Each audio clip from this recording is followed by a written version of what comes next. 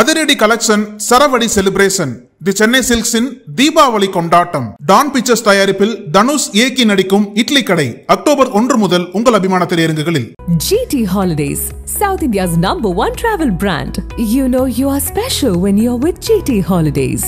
கிட்டத்தட்ட 7 மணி நேரம் தாமதமா வராரு. இந்த காலையில வந்தவங்க அப்படியே அங்கேயே இருக்கிறாங்க. லேட்டாக புதுசா ஆட்களும் வந்துகிட்டே இருக்காங்க. இந்த விஷயத்தை உளவுத்துறை சென்ஸ் பண்ண முடியாது சார். எம்ஜிஆர் வந்து இதே மாதிரி தான் லேட்டாக போவாங்க. இன்னைக்கு 6 மணிக்கு வரணும், அடுத்த நாள் 6 மணிக்கு தான் போவார் அப்படிம்பாங்க.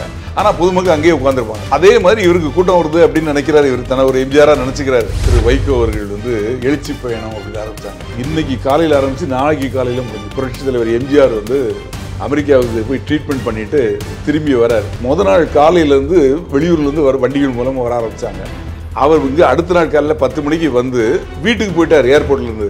அதுக்கப்புறமும் சென்னையிலேருந்து சென்னையை நோக்கி வந்துக்கிட்டே இருக்குது. அப்போலாம் வந்து அந்த இடத்துல நான் பாதுகாப்பில் இருந்தேன். மேடம் ஜெயலலிதா இறந்த போவோம், கலைஞர் அவர்கள் இறந்த போவோம், கிட்டத்தட்ட 10 லட்சம் பேர் கொண்டாங்க. ஆனால் ஏதாவது அசம்பாவிதம் ஏதாவது நடந்ததா? எதுவுமே நடக்கலை. அப்போ ஏன் அந்த கிராமங்களில் மட்டும் நடக்குது? நக்கீரன் நேயர்களுக்கு வணக்கம். இன்று நம்முடன் இணைந்திருக்கும் சிறப்பு விருந்தினர் முன்னாள் ஏசிபி திரு ராஜாராம் சார். வணக்கம் சார். சார், விஜயனுடைய பேரணியில் 39 பேர் உயிரிழந்திருக்காங்க. அந்த சோகம் வந்து தமிழ்நாடு மட்டும் இல்லாமல் இந்தியா முழுக்க ஒரு அதிர்வலைகளை ஏற்படுத்தியிருக்கு. இந்த சம்பவம் எப்படி நடந்துச்சு சார்? ஏன்னா இதில் பெரும்பாலும் புகார் சொல்லப்படுறது யாருன்னா காவல்துறை தான் தவறு பண்ணியிருக்கு. காவல்துறை சரியாக கையாண்டு இருந்தால் இவ்வளோ பெரிய இழப்பு ஏற்பட்டிருக்காது அப்படின்லாம் சொல்கிறாங்க. முதற்கட்டமாக அதை எப்படி பார்க்குறீங்க சார்? இந்த நிகழ்ச்சியை நடத்துவதற்கு, அவரோட பிரச்சாரம் பண்ணுவதற்கு அவங்க வந்து பெர்மிஷன் கேட்டு காவல்துறைக்கு ஒரு லெட்டர் கொடுத்துருப்பாங்க. அந்த லெட்டரில் இத்தனாம் தேதி இத்தனை மணிக்கு இவ்வளோ நேரத்துக்கு, இந்த மணிலேருந்து இத்தனை மணிக்குள்ளே ஒரு இடம் வந்து 2-3 இடத்த அங்கே மென்ஷன் பண்ணுவாங்க. ஆனால் ஒரு இடம் இல்லைன்னா இன்னொரு இடமாவது கொடுங்கன்னு சொல்லி அதில் வந்து பிரச்சாரம் பண்ண போகிறோம். யார் வந்து மெயின் பிரச்சாரத்தை பண்ணதுக்கு விஜய் வராருன்னா விஜய் வராரு. எவ்வளோ கூட்டம் வரும், எவ்வளோ நேரம், எத்தனாம் தேதி, எந்த இடம், எவ்வளோ கூட்டம் எதிர்பார்க்கப்படுகிறது, இதுக்கு எங்களுக்கு பாதுகாப்பு கொடுங்க, அனுமதி கொடுங்கன்னு சொல்லி கேட்பாங்க. காவல்துறையில் என்ன பண்ணுவாங்க அப்படின்னா, அந்த காவல்துறையில் எந்த காவல் நிலையத்தில் கொடுத்துருக்காங்களோ, இப்போ இது மாதிரி பெரிய தலைவராக இருந்தால் எஸ்பிகிட்ட கொடுத்துருப்பாங்க. அவங்க எஸ்பி என்ன பண்ணுவாங்க, அந்த உளவுத்துறைக்கு ஒரு இன்ஸ்பெக்டர் இருப்பாங்க. அவங்களையும் எஸ்பி அவரே கூட அவங்கள அழைச்சிக்கிட்டு, அந்த லோக்கல் இன்ஸ்பெக்டர், லோக்கல் டிஎஸ்பி அவங்கள அழைச்சிக்கிட்டு இவங்க குறிப்பிட்ட அந்த இடம், அந்த இடத்த போய் அவங்க இன்ஸ்பெக்ட் பண்ணுவாங்க. இன்ஸ்பெக்ட் பண்ணல இவங்க எவ்வளோ பேர் வருவாங்கன்னு எதிர்பார்க்குறாங்க அப்படின்னு அவங்க சொல்லியிருக்காங்க. நமக்கும் தெரிய வரும், உளவுத்துறை மூலமாக கிட்டத்தட்ட இவ்வளோ கூட்டம் வரும் அப்படிங்கிறது தெரிய வரும். இப்போ டிஜிபி கொடுத்த ப்ரெஸ் மீட்டில் 10,000 பேர் வருவாங்கன்னு தாவேக்கா தரப்பினர் சொன்னதாக அவர் சொல்கிறார். அந்த புகார் அவங்க கொடுத்த நிச்சயம் எழுதியே கொடுத்துருப்பாங்க. அதான் எழுத்து மூலமாக நிச்சயமாக கொடுத்துருப்பாங்க. இவ்வளோ பேர் வருவாங்க, இந்த இத்தனாம் தேதி இத்தனை மணிக்கு இந்த இடத்துல, இல்லை இடம் அப்படின்னு சொல்லல மட்டும் 2 இடமோ 3 இடமோ அவங்க சொல்லுவாங்க.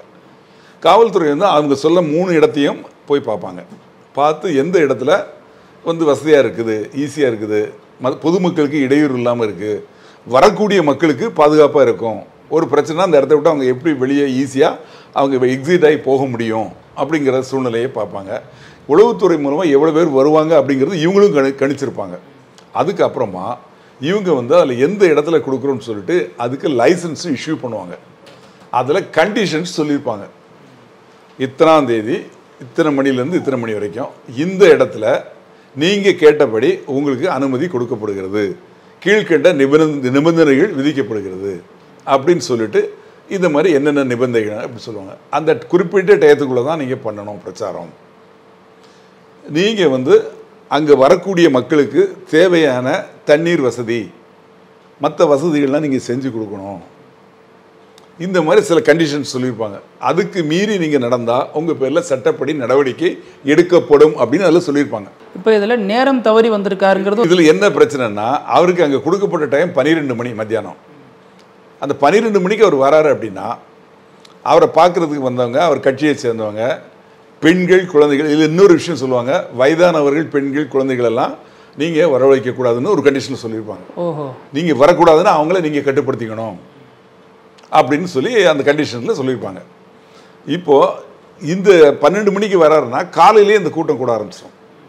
ஏன்னா இவர் சினிமா நடிகராக இருந்ததுனால இவருக்கு வந்து பார்க்கணும் அப்படிங்கிற ஒரு ஆர்வம் வந்து அதிக அளவில் இருக்கும். அதனால் அக்கம் பக்கத்தில் இருக்கக்கூடிய மாவட்டங்கள், டிஸ்ட்ரிக்ட், அங்கேருந்து இந்த ஊரை சேர்ந்தவங்களும் காலையிலேருந்தே கூட ஆரம்பிச்சிருவாங்க. இப்போ காலையிலேருந்தே கூட ஆரம்பிச்சாலும் நேற்று நல்ல வெயில், அந்த சமயத்தில் தண்ணிங்கிறது ரொம்ப முக்கியம். வேர்வை போயிட்டே இருக்கும், தண்ணியை குடிச்சுக்கிட்டே இருக்கணும், தண்ணீர் சப்ளை பண்ணணும். அதுவும் கரூர் கந்தக பூமின்னு சொல்லுவாங்க. ஆமாம், அந்த மாதிரி இடம் அது. அந்த இடத்துல இவர் 12 மணிக்கு வந்திருந்தாருன்னா காலையில் 6 மணிக்கு வந்தவங்க கூட 12 மணி வரைக்கும் தாக்கு பிடிச்சிருப்பாங்க. ஆனால் இவர் வந்தது நைட்டு 7 மணிக்கு வராரு. கிட்டத்தட்ட 7 மணி நேரம் தாமதமாக வராரு. அந்த 7 மணி நேரம் தாமதமாகையில் இந்த காலையில் வந்தவங்க அப்படியே அங்கேயே இருக்கிறாங்க. ஏன்னா அந்த கூட்டம் வெளியே போக முடியாது, அதை தாண்டி அவங்க வெளியே போய் சாப்பிட்டு வரக்கூடிய அளவுக்கு கிடையாது, காம்பாக்டாக இருக்குது. லேட்டாக புதுசாக ஆட்களும் வந்துக்கிட்டே இருக்காங்க. இன்னும் வரல நம்ம போயிடலான்னு சொல்லிட்டு 10,000 பேர் இங்கே எதிர்பார்த்தாங்கன்னா 20,000 பேர் 30,000 பேர் 40,000 பேர்னு கூட்டிகிட்டே இருக்கும். இப்போ ஜனத்து அந்த இடத்துல கூட மக்கள் தொகை கூட என்ன ஆகும்னா அந்த இடத்துல தண்ணீர் வசதியும் கிடைக்காது, சாப்பாடு வசதியும் கிடைக்காது. அதுக்கு தேடி இவங்க வெளியவும் போக முடியாது, அந்த இடத்த விட்டு இவங்க எங்கேயும் போக முடியாது. இந்த சமயத்தில் அவர் 7 மணிக்கு வர்றாரு. 7 மணிக்கு வர்ற சமயத்தில் இவங்க என்ன பண்ணுறாங்க, நெருக்கி அடித்து இது வரைக்கும் இருந்தவங்க எல்லாம் நெருக்கி அவரை நோக்கி போகிறாங்க. அவரை நோக்கி போகையில் நெருக்கடி ஜாஸ்தியாகுது. அப்போது என்ன ஆகுது, குழந்தைகள் பெண்கள் இவங்கெல்லாம் பாதிக்கப்பட்டு மூச்சு திணறல் ஏற்படுது. அப்போ தண்ணி இல்லாமல் மயக்கம் போட்டு விடுறாங்க. இதில் இன்னும் சிலர் பக்கத்தில் இருக்க மாடி கட்டடங்களில் ஏறுறாங்க, மரங்களில் ஏறுறாங்க. ஒரு இடத்துல மரத்தில் ஏறி மரக்கிளையே ஒடிஞ்சு விழுந்து நிறைய பேர் காயம்பட்டதாக சொல்லியிருக்காங்க. இந்த மாதிரி ஒரு நெருக்கடியான சூழ்நிலையில் ஸ்டாம்பைடுன்னு சொல்லுவாங்க, அந்த ஸ்டாம்பைடு தான் நடந்திருக்கு. நெருக்கடியில் சிலர் கீழே விட, சிலர் அவங்கள தெரியாமல் மிதிக்க, வேணும்னு மிதிக்கிறதுல அந்த நெருக்கடியில் மிதிக்க, சிலர் அந்த தண்ணி கிடைக்காத அதனால் தாகத்தினால அவங்களுக்கு மயக்கம் வர, அப்புறம் மூச்சு திணறல் ஏற்பட, இந்த மாதிரி சூழ்நிலையில் மயக்கம் போட்டு விழுந்திருக்காங்க. அவர் பேச ஆரம்பிக்கையிலே நடந்திருக்குது. ஒன்று ஒன்றா பார்த்துட்டு தான் அவங்க சீக்கிரமாக பேச்சை முடிச்சுட்டு கிளம்பிட்டாங்க. ஆனால் காயம்பட்ட இது மாதிரி இவங்களை உடனே ஆம்புலன்ஸில் ஏற்றி ஹாஸ்பிட்டலுக்கு அனுப்புகிறாங்க. ஹாஸ்பிட்டலுக்கு வரையில் தான் பார்த்தா நிறைய பேர் இறந்து போயிருக்காங்க. கிட்டத்தட்ட 39 பேர் வரைக்கும் இறந்துருக்காங்க. இன்னும் ஒரு 10-12 பேர் ஹாஸ்பிட்டலில் இருக்கா, தீவிர சிகிச்சையில் இருக்காங்க. 50 பேரில் நிறைய பேர். ஆக இதில் குழந்தைகளும் பெண்களும் ஜாஸ்தி இருக்காங்க. அதுக்கு அவங்கள வரக்கூடாது இந்த மாதிரி இடத்துக்கு அப்படிங்கிறத அவர் தவிர்க்கணும் அப்படின்னு சொல்லப்பட்டிருந்தால் கூட அவங்க ஆர்வத்தின் கோளாறாக வந்திருக்காங்க. இவங்க கட்சியை சேர்ந்தவங்களும் இவங்க நடவடிக்கை எடுத்துருக்கணும். நடவடிக்கை எடுத்து அது மாதிரி வரக்கூடியவங்களை பேசி இவங்க நிர்வாகிகள், இவங்க தொண்டர்கள் அவங்கள வெளியே அனுப்பணும். கூட்டம் ஜாஸ்தி கூடுறப்போ அந்த கூட்டத்துக்கு தேவையான தண்ணீர் வசதி அவங்க நெருக்கி வராத அளவுக்கு எந்தெந்த இடத்த யார் யார் கவர் பண்ணணும் அப்படின்னு சொல்லி இவங்க ஃபிக்ஸ் பண்ணியிருக்கணும். காவல்துறை 150 பேர் இருந்திருக்காங்க. இவங்க என்ன 10,000 பேருக்கு 150 பேர் அப்படிங்கிறது அவங்க காவல்துறையில் அது சரியான ஸ்ட்ரென்த் தான் போட்டிருக்காங்க. ஆனால் அந்த கூட்டம் ஜாஸ்தியாகலை, அதை அவங்க கண்ட்ரோல் பண்ண முடியலை. அந்த நேரத்துக்கு காவல்துறையை அவங்க ரெடி பண்ணி கொண்டு வரதுக்கு முன்னாடி இவங்க கூட்டம் ஜாஸ்தியாகி அதில் கரண்ட் வேறு கட்டாயிருக்குது. அந்த கரண்ட் கட்டானது இன்னும் ஒரு பெரிய, ஏன்னா கரண்ட் கட்டானோன்னா யாருக்கு என்னமே புரியாது, என்ன நடக்குதுன்னு தெரியாது. திடீர்னு ஒரு கரண்ட் கட் ஆச்சுன்னா அவ்வளோ கூட்டத்தில் என்ன நடக்குது, யார் பக்கத்தில் இருக்காங்க என்ன எல்லாருக்குமே ஒரு அதிர்ச்சி ஆயிரும். அப்போ அவங்க மிரண்டு ஒவ்வொருத்தரும் அவரை இடிக்கவா இவரை தள்ளவா, யார் கீழே விழுந்தாங்க என்னன்னு தெரியாது, யாரை மிதிச்சாங்க என்னன்னு தெரியாது. அந்த மாதிரி ஒரு சூழ்நிலை தான் ஏற்பட்டிருக்கு. ஆனால் இது ஒரு பரிதாபமான விஷயம். எனக்கு விவரம் தெரிஞ்சதுலேருந்து இது வரைக்கும் ஒரு கட்சியோட மீட்டிங்கில் இது மாதிரி நிறைய பேர் இறந்தது கிடையாது. அதில் பெண்களும் குழந்தைங்களும் இறந்தது தான் ரொம்ப கொடுமையிலும் கொடுமை. இதில் தவறு அப்படின்னா காவல்துறை தவறு அப்படின்னு நம்ம சொல்ல முடியாது. ஏன்னா காவல்துறை பார்த்து தான் பெர்மிஷன் கொடுத்துருக்காங்க. அவங்க கேட்ட இடத்துல ஒரு இடத்துல தான் கொடுத்துருக்காங்க. இந்த இடத்துல அவங்க ரவுண்டானாவில் கேட்டிருக்காங்க. ரவுண்டானாவில் அந்த இதை விட இடம் கம்மி, இந்த இடத்துல தான் அதிகமாக இருக்குன்னு சொல்கிறாங்க. இன்னொரு உதாரணம் சொல்கிறாங்க, 2 நாட்களுக்கு முன்னால் எதிர்க்கட்சி தலைவர் எடப்பாடி பழனிசாமி இதே இடத்துல தான் பேசியிருக்காரு அப்படிங்கிறாங்க. அவங்களுக்கும் நிறைய கூட்டம் வந்திருக்குது. ஆனால் அப்போ எதுவும் பிரச்சனைகள் வரல. இதில் பிரச்சனைகள் பொதுமக்கள் அப்படிங்கிறவங்கள அந்தந்த ஏரியாவில் வராங்க, எந்தெந்த ஏரியாவில் வராங்களோ அந்த அங்கே இருக்க தொண்டர்கள் கட்டுப்படுத்தணும். அதுக்கு யார் நிர்வாகிகள்னு சொல்லி அவங்கள நிறுத்தி அவங்க அதை கண்ட்ரோல் பண்ணியிருக்கணும். காவல்துறை உதவி பண்ணுறாங்க, இல்லை காவல்துறை பண்ணுறதை மீறி அதிக கூட்டம் வந்துருச்சு. ஏன்னா லேட்டாக சொன்ன டயத்துக்குள்ளே இவங்க பண்ணலை. இப்போ என்ன ஆகிப்போச்சு, இந்த இறப்புக்கு காரணமாக அவங்க மேலே யார் எழுதி கொடுத்தாங்களோ அந்த நிர்வாகிகள் மேலே 5 பிரிவின் கீழ் வழக்கு 4 பேர், மொத்தம் 4 பேர் பேரில், அந்த ஜெனரல் செக்ரட்டரி, பொதுச் செயலாளர் ஆனந்த், ஆமாம் பிஸ்லி ஆனந்த், இன்னொருத்தர், அப்புறம் அந்த மாவட்ட செயலாளர் எழுதி கொடுத்த மொத்தம் 4 பேர் பேரில் 5 பிரிவுகளில் வழக்கு பதிவு பண்ணியிருக்காங்க. அரசாங்கம் எங்களுக்கு இறந்து போனவங்களை நஷ்டம் கொடுத்துருக்காங்க. விஜயும் அவர் கையிலேருந்து ஒவ்வொருத்தருக்கும் 20 lakhs கொடுக்குறேன், காயம்பட்டவருக்கு 2 லட்சம் கொடுக்குறேன்னு சொல்லியிருக்காங்க. இருந்தாலும் போன உயிர்கள் திரும்பி வர போகிறதில்ல. இது ஒரு கொடூரமான சம்பவமாக தெரியுது. துயரமான சம்பவம். கொடூரமான சொல்லக்கூடாது, துயரமான இந்த விஷயத்தை உளவுத்துறை சென்ஸ் பண்ண முடியாதா சார்? ஏன்னா விஜய்க்கு போகிற இடமெல்லாம் கூட்டம் அதிக அளவில் திரளுதுன்னு எல்லாருக்கும் தெரியும். அவர் 10,000 பேர்னு எழுதி கொடுத்துருக்காரு. ஆனாலும் கூட்டம் நிறைய வரும் அப்படிங்கிற அடிப்படையில் உளவுத்துறை இதை அலர்ட் பண்ணியிருக்கலாம்ல. உளவுத்துறையில் அவங்க எதிர்பார்த்தது இவங்க 10,000 எழுதி கொடுத்தா கூட 20,000 பேர் தான் அங்கே வந்திருக்கிறது 30,000க்கு மேலே வந்திருப்பாங்க. இதில் மெயின் பிரச்சனை என்ன அப்படின்னா டைம் டிலே தான். அந்த கரெக்ட் டயத்துக்கு வந்திருந்தாங்கன்னா இந்த அளவுக்கு ஒன்றும் நடந்திருக்காது. மற்ற இடங்களில் இவர் போன இடத்துலையும் இதே கூட்டங்கள் வந்திருக்கு, இதே மாதிரி அதிக கூட்டங்கள் வந்திருக்கு. ஆனால் அங்கே சம்பவங்கள் எதுவும் நடக்கலை. என்ன காரணம்னா ஹைகோர்ட்லேயே சொல்லிட்டாங்க கரெக்ட் டயத்துக்கு நீங்கள் போங்க, இங்கேருந்து இங்கே போகிறதுக்கு இவ்வளோ லேட் ஆகுது அப்படிங்கிறது. அதுதான் மெயின் பிரச்சனையே.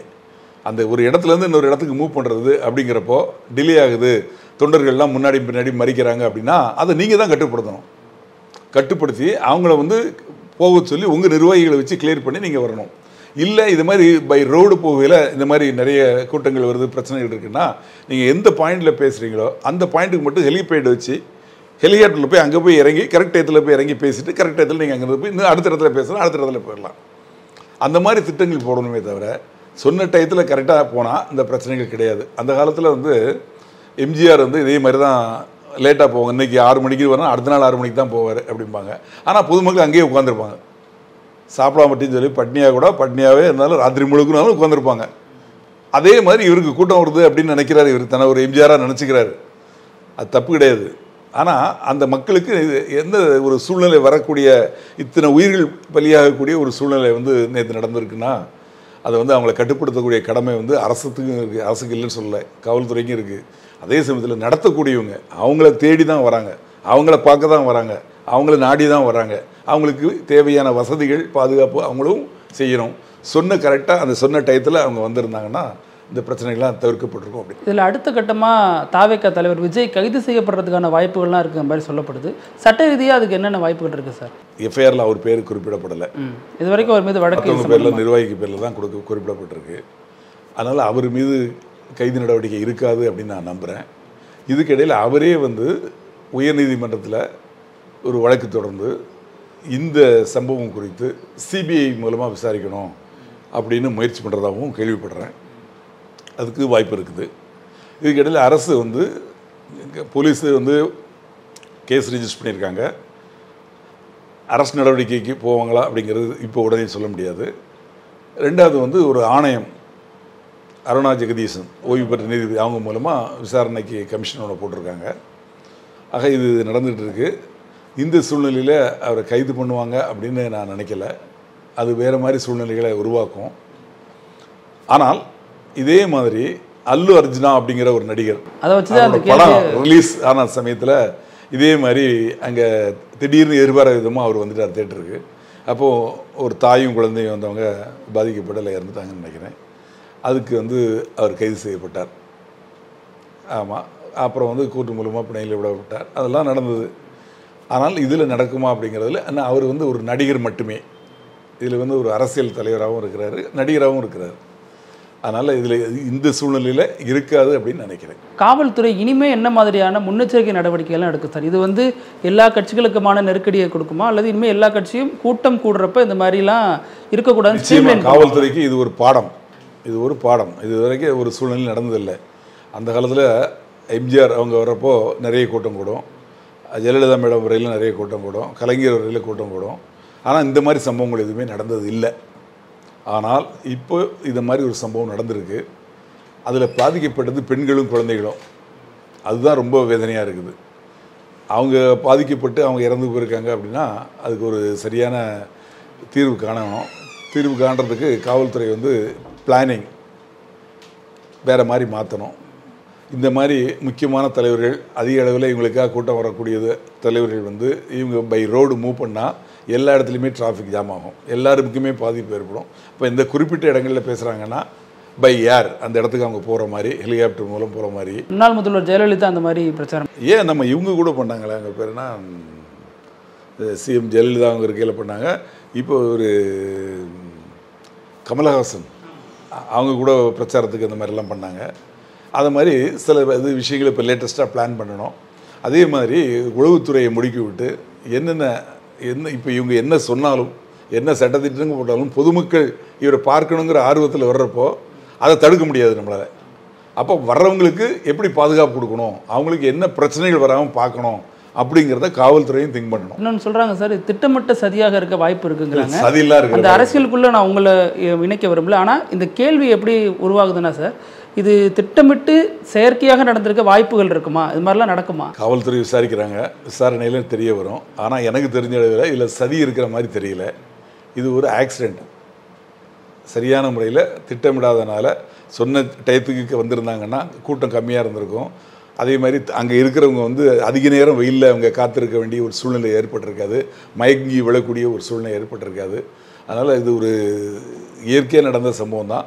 ஆனால் வந்து தவிர்க்கப்பட்டிருக்க வேண்டிய சம்பவம், துயரமான சம்பவம். இந்த மாதிரி சம்பவம் இன்னொரு சமயம் தமிழ்நாட்டில் நடக்கக்கூடாது. அதுக்கு காவல்துறையும் சம்பந்தப்பட்ட கட்சிகளும் ஒத்துழைக்கணும் அப்படிங்கிறது. நீங்கள் ஒரு மூத்த அதிகாரி, பல கூட்டங்கள் அந்த மாதிரி பார்த்துருப்பீங்க. உங்களுடைய அனுபவத்தில் மக்களுக்கு இந்த மாதிரியான பிரச்சனைகளை மறுபடியும் சிக்காமல் இருக்கிறதுக்கான சில அறிவுரைகள்? மெயினாக பொதுமக்களே நான் உங்களை கேட்டுக்கிறது என்னென்னா, உங்களுக்கு நீங்கள் முக்கியம், உங்கள் குடும்பத்துக்கு நீங்கள் முக்கியம், உங்களோட பாதுகாப்பு உங்களுக்கு, உங்கள் குழந்தைகளுக்கும் உங்கள் குடும்பத்துக்கும் முக்கியம், இந்த நாட்டுக்கும் முக்கியம். அதனால் ஒவ்வொருத்தரும் தன்னை பாதுகாக்கணும் அப்படின்னு நினைங்க. உங்களுக்கு பிடித்தமான நடிகரையோ பிடித்தமான தலைவரையோ நீங்கள் பார்க்குறது தப்பே கிடையாது. ஆனால் அதுக்கு முன்னாடி உங்களே நீங்கள் பாதுகாத்துங்க. இந்த இடத்துக்கு நம்ம போகிறோமே, குழந்தைங்களை கூப்பிட்டு போகிறோமே, அந்த இடத்துல வந்து குழந்தைங்களுக்கு குடிக்க தண்ணி கிடைக்குமா, கூட்ட நெரிசல் ஆச்சுன்னா நம்ம எப்படி தப்பிச்சு வர முடியும் அப்படிங்கிறத பாருங்கள். அவரை பார்க்கணுங்கிறதுல ஒரு ஆசை இருக்குது, ஆர்வம் இருக்குது, அது மாறுபட்ட கருத்தே கிடையாது. அதுக்கு மேலே நீங்கள் இருக்கணும். நீங்கள் இருந்தால் தான் உங்கள் குழந்தைங்களை பார்க்க முடியும், உங்கள் குடும்பத்தை பார்க்க முடியும். அதனால் ஒவ்வொருத்தரும் இதை பார்க்கக்கூடிய ஒவ்வொரு நேயர்களும் நிச்சயமாக நீங்கள் உங்களை நினைங்க. உங்களோட பாதுகாப்பு, தற்பாதுகாப்பு. இந்த இடத்துக்கு போகிறோமே, இந்த இடத்துல நமக்கு என்ன பிரச்சனைகள் வர்றதுக்கு வாய்ப்பு இருக்குது, இதிலேருந்து நம்ம எப்படி தப்பிக்கணும், இதிலேருந்து நம்ம எப்படி அவாய்ட் பண்ணி நம்ம அவரை பார்க்கணும்.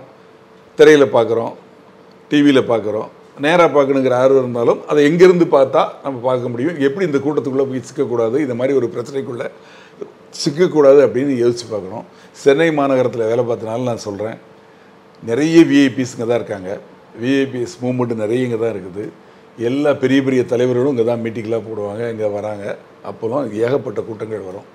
ஒரு தலைவர் நடத்திய ஊர்வலம் வந்து இன்றைக்கி காலையில் ஆரம்பித்து நாளைக்கு காலையில் முடிஞ்சுது. திரு வைகோ அவர்கள் வந்து எழுச்சி பயணம் அப்படின்னு ஆரம்பித்தாங்க. அதே மாதிரி புரட்சி தலைவர் எம்ஜிஆர் வந்து அமெரிக்காவுக்கு போய் ட்ரீட்மெண்ட் பண்ணிவிட்டு திரும்பி வரார். அவர் உயிரோடு வரமாட்டார் அப்படின்னு எதிர்பார்த்துருந்தாங்க. வந்தாலும் அவர் வந்து ஆக்டிவாக இருக்க மாட்டார் எதிர்பார்த்தாங்க. அப்போ அவர் திரும்பி வர்றார் அப்படிங்கிறப்போ அவர் எதிர்பார்த்து நாள் காலையிலேருந்து வெளியூர்லேருந்து வண்டிகள் மூலமாக வர ஆரம்பித்தாங்க. அவர் இங்கே அடுத்த நாள் காலையில் 10 மணிக்கு வந்து வீட்டுக்கு போயிட்டார் ஏர்போர்ட்லேருந்து. அதுக்கப்புறமும் சென்னையிலேருந்து சென்னையை நோக்கி வந்துக்கிட்டே இருக்குது. கிட்டத்தட்ட இப்போ 10 லட்சம் பேர் வந்தாங்க. அப்போலாம் வந்து அந்த இடத்துல நான் பாதுகாப்பில் இருந்தேன். எதுக்காக சொல்கிறேன்னா, அந்த மாதிரி ஒரு சூழ்நிலையெல்லாம் சமாளித்தோம்.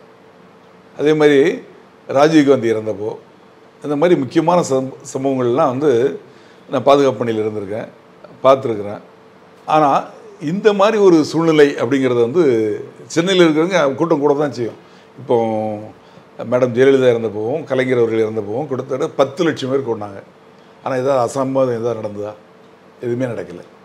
அப்போ ஏன் அந்த கிராமங்களில் மட்டும் நடக்குது, அவுட்டரில் மட்டும் ஏன் நடக்குது?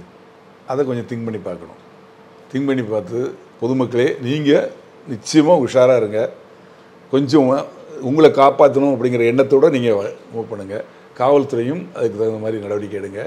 அதே மாதிரி நிகழ்ச்சியை நடத்தக்கூடிய இதை மாதிரி அரசியல் கட்சி சேர்ந்தவங்க அதுக்கு தகுந்த மாதிரி அங்கே வரக்கூடிய நீங்கள் உங்கள் நிகழ்ச்சிக்கு வராங்க, அவங்களுக்கு என்ன பாதுகாப்பு கொடுக்கணும், அவங்களுக்கு என்ன வசதிகள் செய்யணும், அவங்களுக்கு என்ன கேட்க போகிறாங்க, சாப்பாடாக கேட்க போகிறாங்க, குடிக்க தண்ணி கூட ஏற்பாடு பண்ணணும். சொன்ன டயத்தில் ஆரம்பித்து சொன்ன டயத்தில் முடிச்சிட்டிங்கன்னா அந்த பிரச்சனைகள் இருக்காது. அதனால் பொதுமக்களே உஷாராக இருங்க. ரொம்ப நன்றி சார். பிரச்சனையோட பின்னணி பற்றியும் இனிமேல் இந்த மாதிரி ஒரு சம்பவம் நடக்காமல் இருக்கிறதுக்கான ஆலோசனைகள் பற்றியும் சொல்லியிருந்தீங்க. நேரத்துக்கு கருத்துக்கு ரொம்ப நன்றி. நக்கீரன் டிவிக்கு சப்ஸ்கிரைப் செய்யுங்கள். உங்கள் ஆதரவே எங்கள் பலம். ஆசிரியர்களுக்கு நண்பனாகவும் மாணவர்களுக்கு ஆசானாகவும் திகழும் தேர்வு வழிகாட்டி. ஒவ்வொரு பாடத்திற்கும் அனுபவமிக்க ஆசிரியர்களின் துல்லியமான தெளிவான விடைகள். CNC இருக்கு, தேர்வு பயம் எதற்கு? இது தீரன் பப்ளிஷிங் ஹவுஸ் விற்பனை வெளியீடு.